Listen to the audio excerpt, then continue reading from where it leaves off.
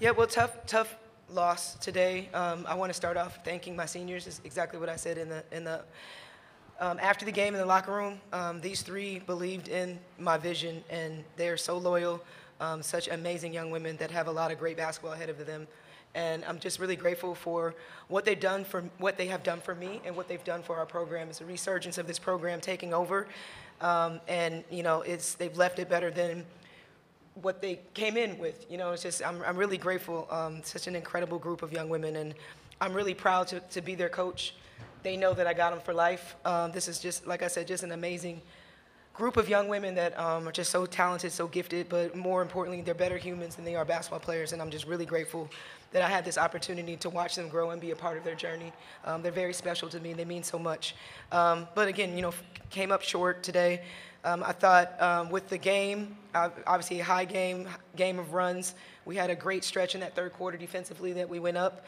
But unfortunately, tables turned, couldn't make the shots that we normally make, couldn't get the stops, and just didn't finish the game the way we wanted to. So, for this group and for these three, like I said, just really, really grateful, and looking forward to, eventually trying to build this back up, or not even build it back up, but, again, with Notre Dame women's basketball, they put it in a great space, a great place, and I'm really grateful for that. We'll start here on the aisle on the left. Hi, Julia Poe with the Chicago Tribune. Maddy, you had that matchup with Sedona Prince. Can you kind of just take me through what the game plan was for how to take on a center like that and how kind of you assess how that went throughout the game? Yeah, I think definitely the game plan was just to be as physical as possible with her. She's a great post player. She's the center of their offense, so just being as physical as I could, really try to push her off the block and make her work for everything. So I think, some fouls here and there, but I think we try to do just that.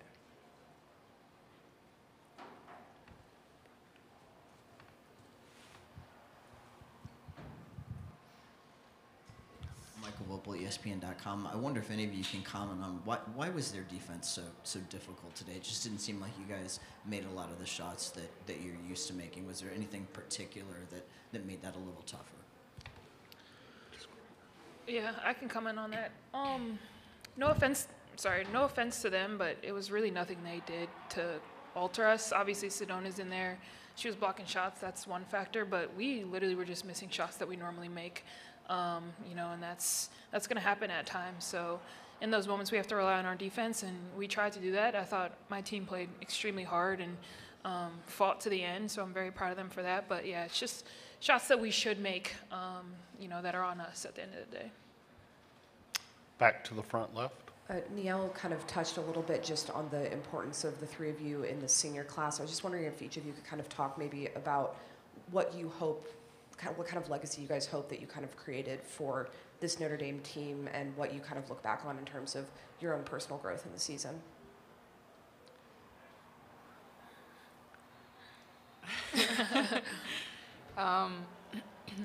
I think that, this group of girls is so special. Coming in with all of them, you never, oh my goodness. It's just, no, you're okay. You got it. It's okay.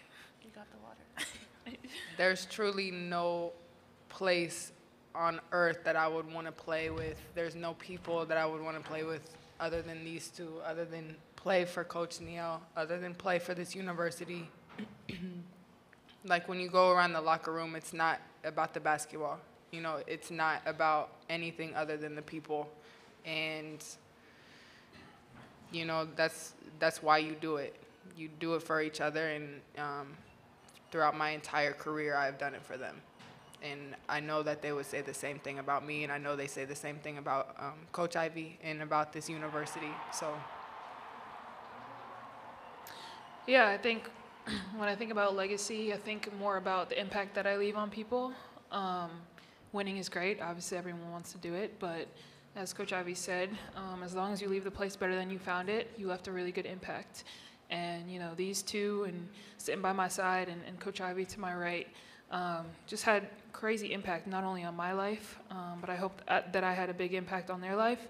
And at the end of the day, my goal coming to Notre Dame was to leave it better than I found it. And I think I did a pretty good job of that. I hope so. So, you know, like Maddy said, I love all my teammates in that locker room.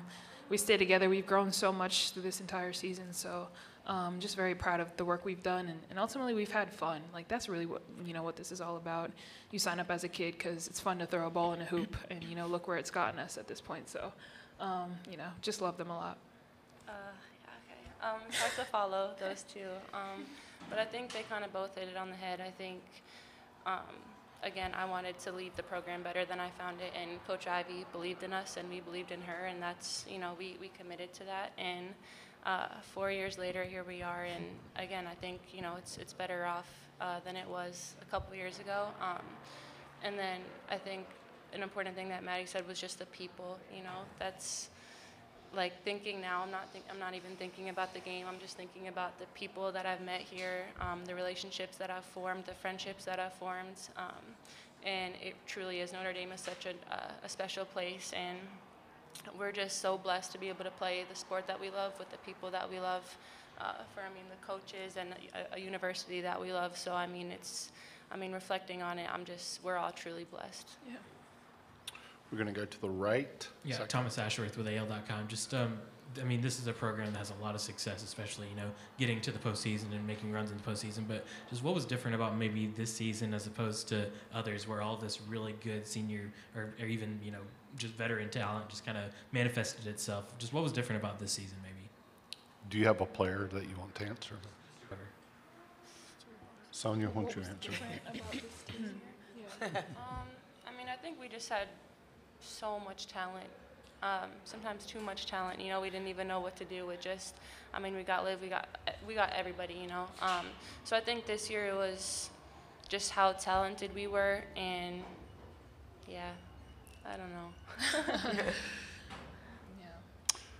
Our final question to the left. Abby helping USA Today. Maddy, you found yourself in a little bit of foul trouble in the third quarter and into the fourth quarter. When you're in a position like that, how do you balance playing aggressive, defending somebody, especially like Sedona Prince, while also avoiding fouling out potentially? Yeah, I've been trying to figure that out this whole season. You know, I think just not thinking about the fouls. You know, you go in a space where, like, people are saying you're in foul trouble, and then you're thinking about fouling, and then you're trying not to foul, and then, you know, like, you could get in a space where, you know, it's tough. So just staying present, not focusing on it, and just trying to play it as aggressive as possible, but as clean as possible. So just staying disciplined, I think, really is the key to that.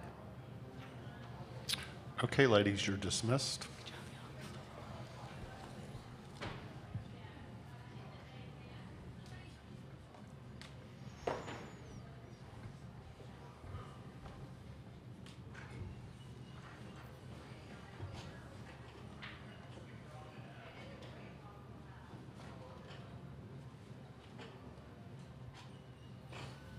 Tyler Horka, Blue Gold Illustrated. Coach, that's the fourth straight Sweet 16 exit for you guys. I'm just curious, what is it about maybe peaking at this time? It felt like this might have been the time to go past it. And what might it take to finally get into the Elite Eight and beyond? Yeah, just playing, 40 minutes, I think, like, we showed that stretch that really kind of catapulted us, went up 9, but you have to sustain that for 40 minutes. So having this sustainability on this type of stage, we're unfortunate, for a fourth exit, but knowing that you have to sustain that for 40 minutes because of this stage and how big this stage is. To the aisle to the left. Ansley Gavlak, USA Today. Last time you guys played TCU was when Sedona had her 2020. What was your approach on defense today in terms of limiting her?